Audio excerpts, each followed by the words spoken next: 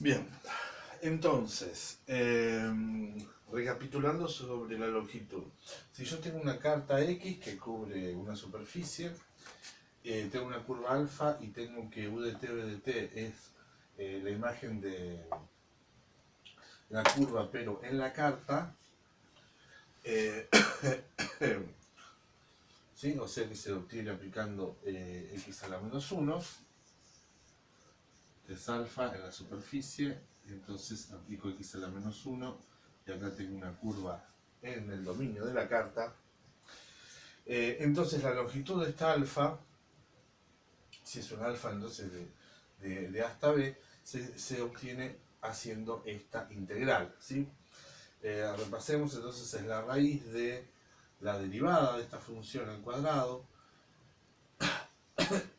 por e de u de t b de t. Recordemos entonces e depende de la carta, y acá van estos sin derivar, acá también todo esto depende de la carta, y acá dos veces u' de t, b' de t por f más b' cuadrado de t por g. ¿Sí? Bien, ahora, si yo tengo dos curvas, ¿cómo puedo verlas a las curvas? Por dos curvas o simplemente dos vectores tangentes, pero pensemos que tenemos las curvas, ¿sí? Habíamos dicho que el coseno del ángulo, llamémoslo gamma, que ellas forman, lo calculábamos así, ¿no? Alfa prima del t, b' sobre la norma alfa prima por beta prima, ¿sí? Bueno,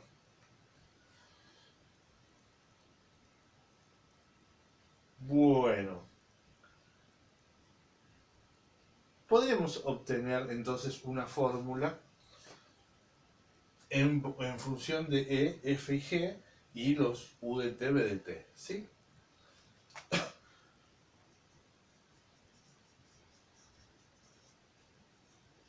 Pero en particular, ahora me interesan las curvas coordenadas, ¿sí? Porque las curvas coordenadas son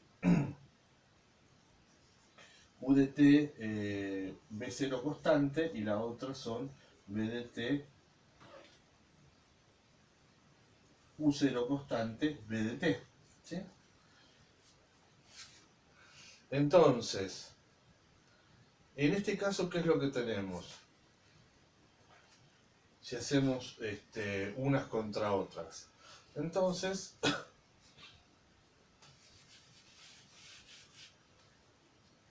¿quiénes van a ser nuestros vectores derivados?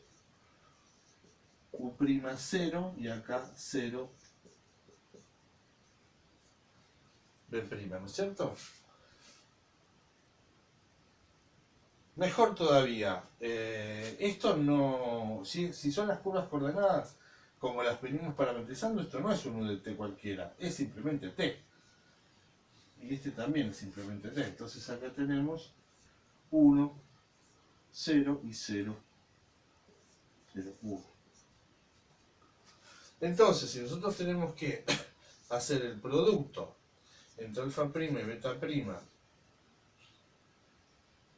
y esto tiene coordenadas U0 y esto tiene coordenadas 0, 1, entonces tenemos que hacer U0 por E, F, F, G por 0, 1. Dividido la norma, ¿sí?, de cada uno. La norma de alfa prima, ¿qué va a ser?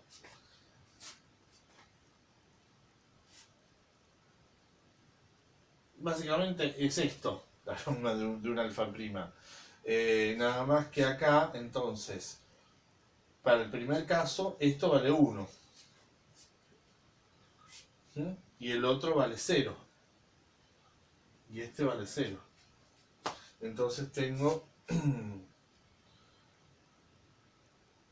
dividido solamente esto.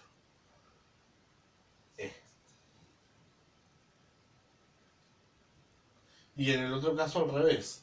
Este vale 0 y este vale 1. Entonces voy a tener G. Haciendo esta cuenta me queda F. ¿Sí? Esto por esto me da E y este por este me da F. Entonces me queda esto. Y cuando hago esta cuenta solo me queda F. Sí. ¿Qué me faltó acá? Me faltó la raíz. Raíz. Ya. Entonces, cuando yo tengo las curvas coordenadas, el ángulo entre las curvas coordenadas tiene esta forma. En particular,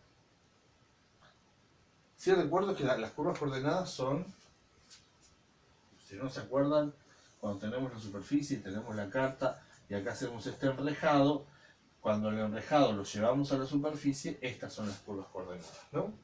Entonces, si la LF llega a ser 0, ¿sí? Si el LF asociado a la carta llega a ser 0, quiere decir que todas las curvas coordenadas son ortogonales.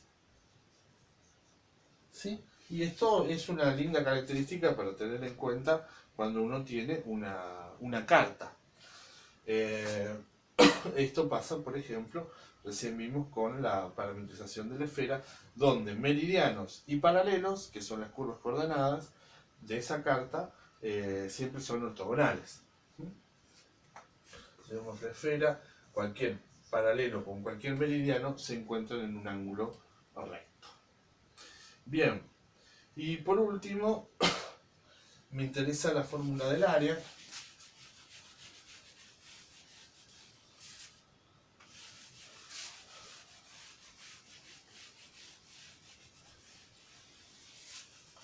Podríamos dar una definición, pero ya sabemos cuánto, digamos, la idea, cuando tenemos una superficie y queremos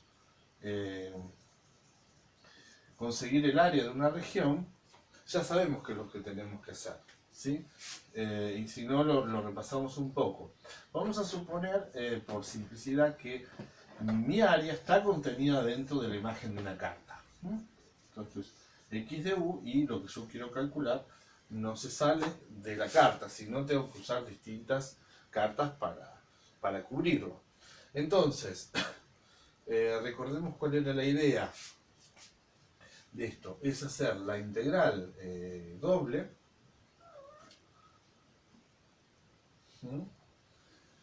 Esto es una carta. Tendríamos que integrar ahora en la imagen inversa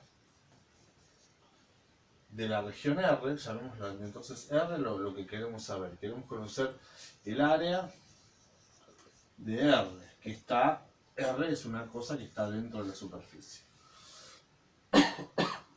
Entonces tomamos la imagen inversa de R para hacer una cuenta acá. ¿Y qué es lo que había que integrar? ¿Sí? Esto de cálculo 2. La idea es que esto uno verlo cada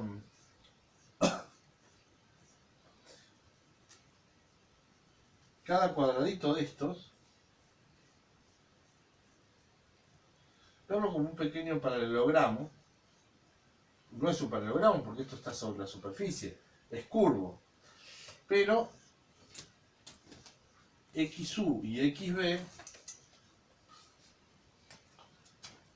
son como los lados de ese paralelogramo, ¿sí? Ahí los exageré, pero yo puedo pensar que tengo un XU y un XB, ellos forman un paralelogramo, que no es el mismo paralelogramo que estaría sobre la superficie, ¿sí?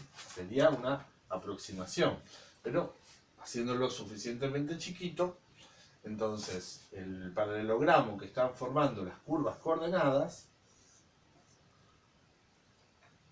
pensemos que acá entonces tengo las curvas coordenadas,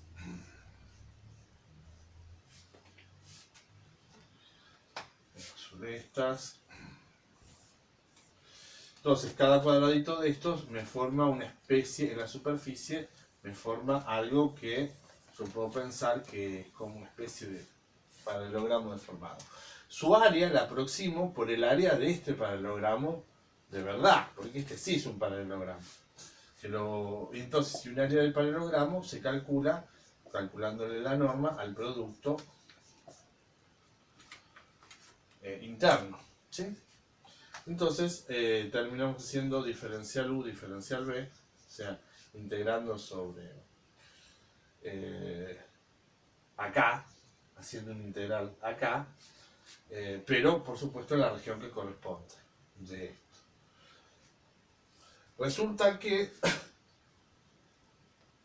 esto es igual, y no es tan fácil demostrarlo, a integrar entonces también un integral doble en la misma región, pero algo que ahora quiero utilizar las coordenadas.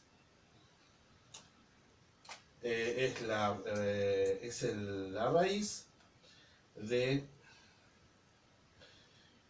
e por g menos f cuadrado, que es la raíz del determinante de la matriz asociada a la forma cuadrática, ¿no?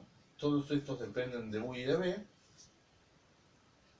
¿sí? No los voy a poner, solamente le pongo al f porque me quedó espacio, diferencial u, diferencial b. Bueno, el arte, por supuesto, siempre es en conseguir escribir esta integral de una forma bonita. Entonces, esta sería la fórmula utilizando coordenadas para el área de una región. Entonces ya habríamos hablado de ángulos, áreas y longitudes en coordenadas utilizando los coeficientes f y g de la primera forma fundamental.